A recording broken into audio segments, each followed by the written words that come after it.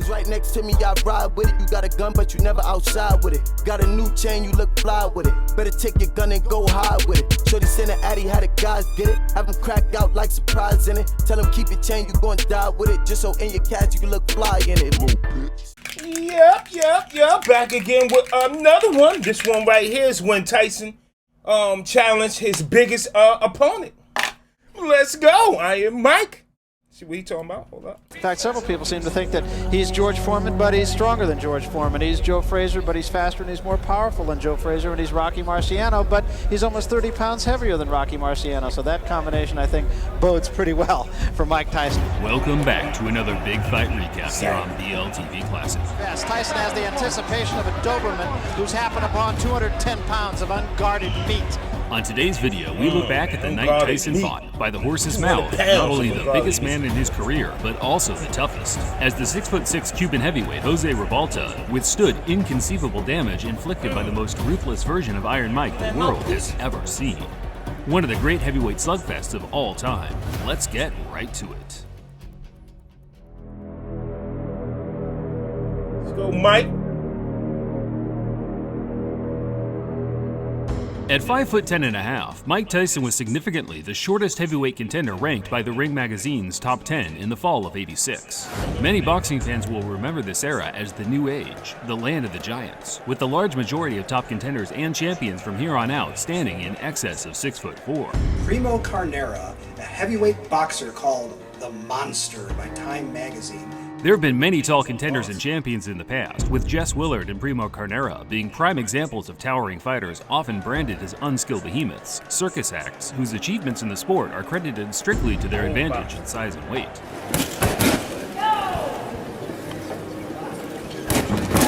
That notion changed drastically with the introduction of world-class trainers such as Eddie Fitch and Emmanuel Stewart, who were fixated on not only utilizing the physical advantages a sizable fighter possesses, but more making their boxing skills comparable to the guys a half a foot or so shorter than them. But right now, Lennox Lewis is giving an old-fashioned whooping to David Tua. Once Riddick Bowe and Lennox Lewis became the dominant force in the division, big men have ruled the roost ever since. When I was young, I used to always say, God, I'm just a midget. I'm never going to grow. I'm never going to be anything. I'm too short to do any kind of sports, anything. But then, I started believing in myself, and things worked out right. Jose Ribalta was one of those classic, long-rangey fighters that dominated the amateur boxing circuit in his teens due to his size being perfectly cohesive with the classy, dance-like boxing skills taught to him at the home of Cuban boxing in the States, the 5th Street Gym in Miami. Mike Tyson, here I come.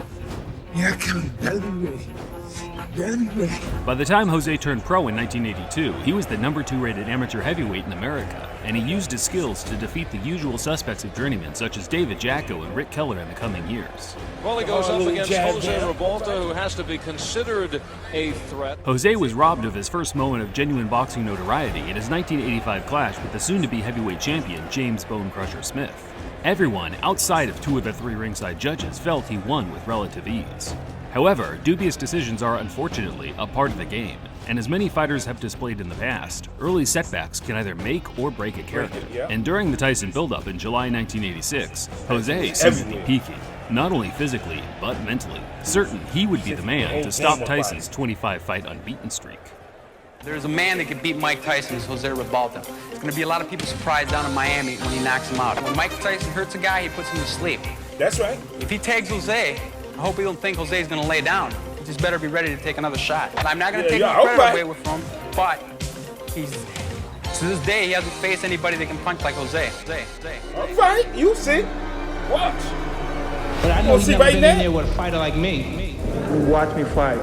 Devastation. And give him a slow beating, nearly death. Yes, Tyson has the anticipation of a Doberman who's happened upon 210 pounds of unguarded meat. Tyson met Ribalta at the Trump Plaza Hotel in Atlantic City on August 17, 1986. The tension. Look at his eyes. He looks scared. What's this? Sure. Look at his shoulders. He looking like, oh, you left the computer there? I'm going to show you what I do. That's right. Fuck it up. Hey, sweetheart. Like, yo, this is my resume. Man, what you doing, baby girl? It's my job. That's right. She's like, oh, I'm sorry, Daddy.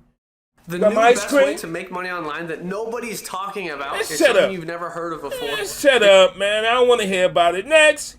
The tension between the two created a legendary atmosphere among the lucky 1,000 people in attendance. Tyson's snarly grimaces were met by Ribalta's death-defying eyes. But he looks scared. It was clear to the viewing audience that they were in for a special night of heavyweight boxing. Put him down like new carpet. Just as expected, Tyson is right in the chest of Ribalta. Oh, whoa. You heard that, sir? You didn't hear it. You're going to hear that now. One more time. Boxing action. Just as expected, Tyson is right in the chest of Ribalta. Not tapped at all times. Big right hand again. Bringing it down. Yeah, just tremendous body shots and what an uppercut. Counter right hand by Mike Tyson is invited. There was an uppercut. See the look on his face? He like, oh, shit. I've never been hit like that. Damn, Tyson? You heard? Hold on. Right hand by Mike Tyson is invited. Damn it. What a shot. Stunned him. A classic right hook to the body, right uppercut combo put Ribalta down at the end of the second round. The sheer power of the uppercut would have been enough to send 99.9% of every human on Earth to the shadow realm. Yet, to the crowd's surprise, Ribalta made it back to his feet with enough stability to slug it out until the end of the round.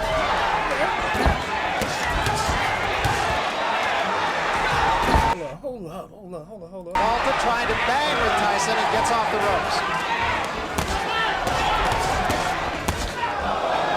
You ain't take but too much of those. You gotta grab him that. Damn your hand, nigga. Shit. Acknowledging Ribalta's resilience, Tyson elected for the water in the basement approach in the next few rounds, hammering Jose to the body to try and soften his core. Tie him up.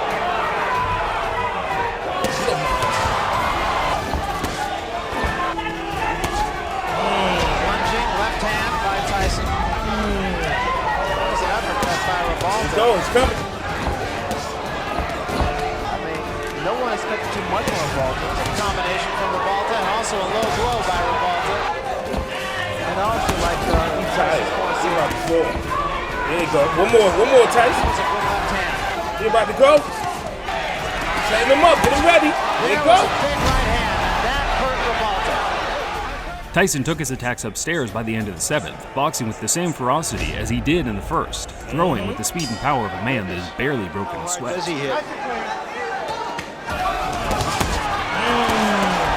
Jose got the worst of that one. Piece goes.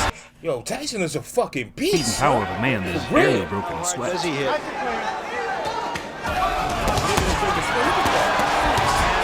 got the worst of that one. Piece goes, and Tyson is on top of him. There's a big right hand, and Ribalta is about to go.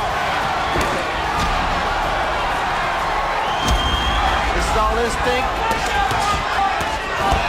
Another big right hand, back to the body. There is no spring, and there's a smashing left hand, and wisely, Tyson seemed shocked that Ribalta had made it to his feet again. Yet, instead of taking his feet off the gas and cruising to a unanimous decision, he wanted to entertain the fans by closing the show. another big left hand. You gotta grab him. That's a fighter.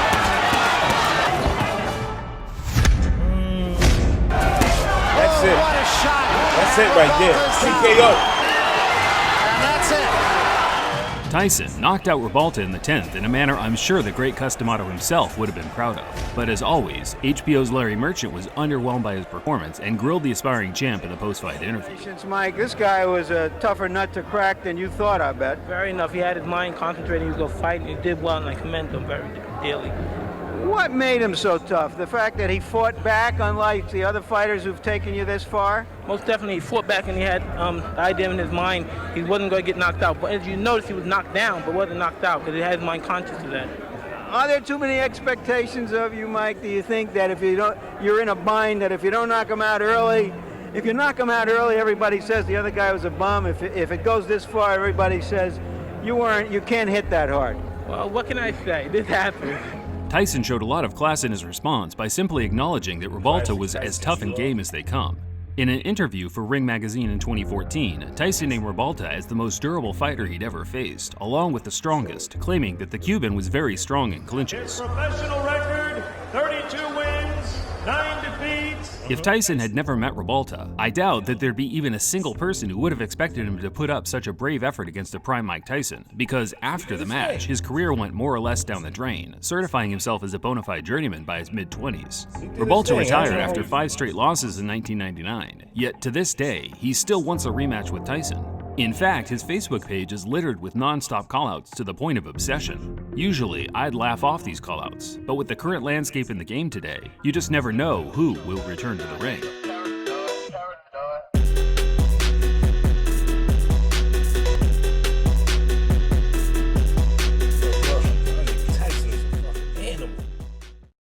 Go ahead, King.